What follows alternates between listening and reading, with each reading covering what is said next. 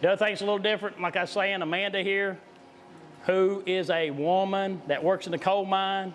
You don't see that over in the overseas deal, which is different. Amanda's been here a while, does a good job. We've got several women at this coal mine.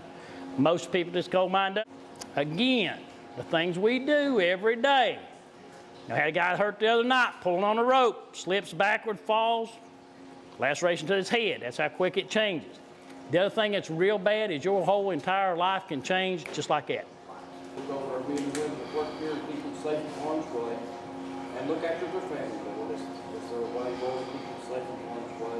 Leave with the day shift as they go home. Lord, we ask all this in Jesus' name. Amen. And thank you. I appreciate that. Really do.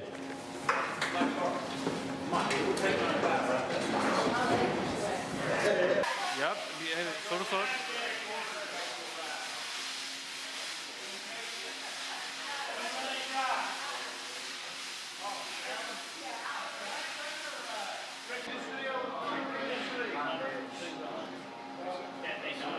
That's it. I mean, it's not hard. We have a lot of safety. Now, I would say that the hardest part is remembering all the laws. I mean, that's the hardest part. I mean, in order to mine coal safely, you have to know the laws. And, I mean, you got to use a little bit of common sense. And I can show you the books. Yeah. Yeah. Where you use a computer I think everywhere. Yeah, I think the hardest day I've ever had working here is taking the cement up those steps, building an overcast. I mean, that's the hardest day I've ever had. 50-pound bags 50, of cement. 60-pound bags of cement. You know, that's the hardest day's work. I'm a safety inspector here at the coal mine. Been doing this for 38 years, since 1975. Been a little bit of everything from general inside to a coordinator, to a maintenance foreman, construction foreman. Just starts here, like I say, it's an 80-hour class they take. They're an apprentice miner that they must work 6 months before they get to take a test that's approved by the state that lets them become what we call a black hat. That gives them the right to work by themselves. If not, they're under direct supervision of a certified miner at all times.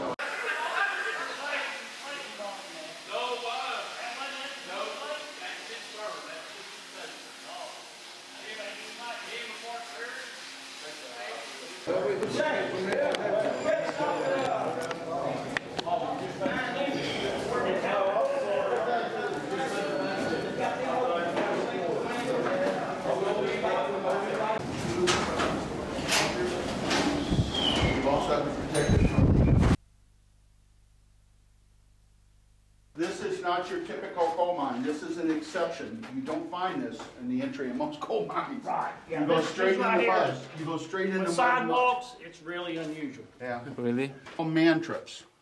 Man trips. Yeah, which literally Wow, take people on huge. trips. Yep.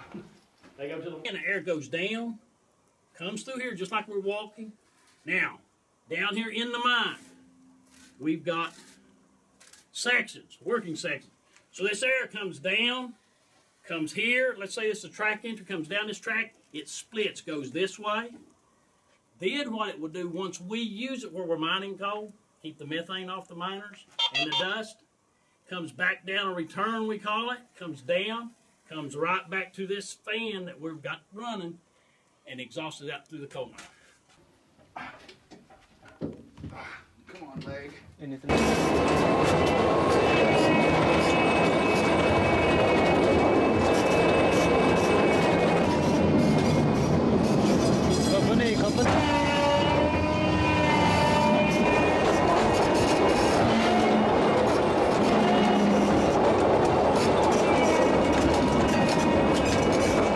Now, normally, that fireboss and that inspection is done 3 hours before anyone from another shift from the other shift starts to work.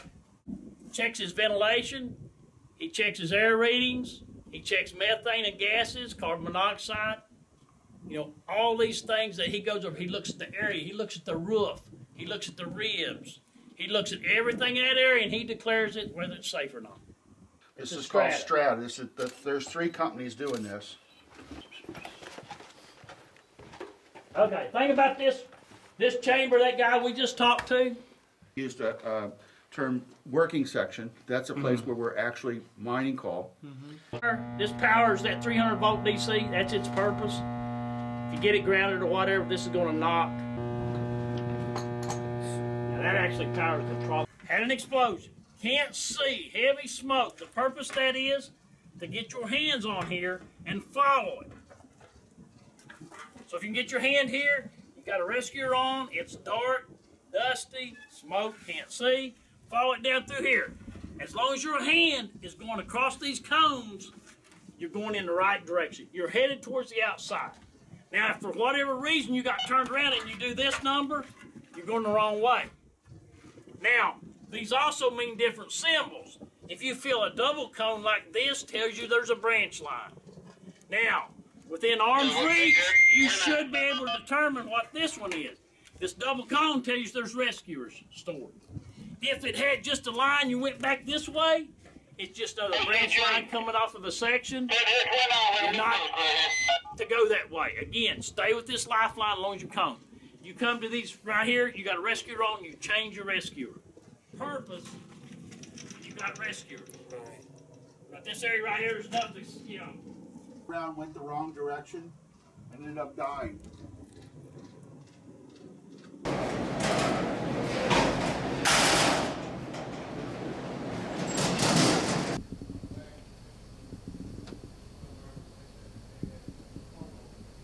Monitor everything that's going on underground.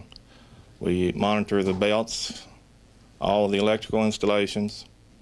We monitor pumps.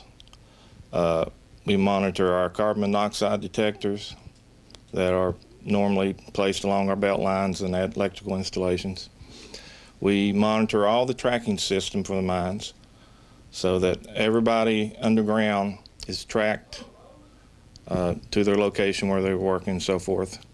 And the reason we're doing that primarily is in case we did have an incident and we lost some people, then we could use the monitoring tracking system to locate them. Okay. Okay, these are the tracking systems underground that locates miners when they are working. And there's 4 different areas, and I'll show you all 4 of them. It's locating the 2 men that are just now coming towards the bottom of the air shaft. And as they pass the hubs, then it gives the location of those people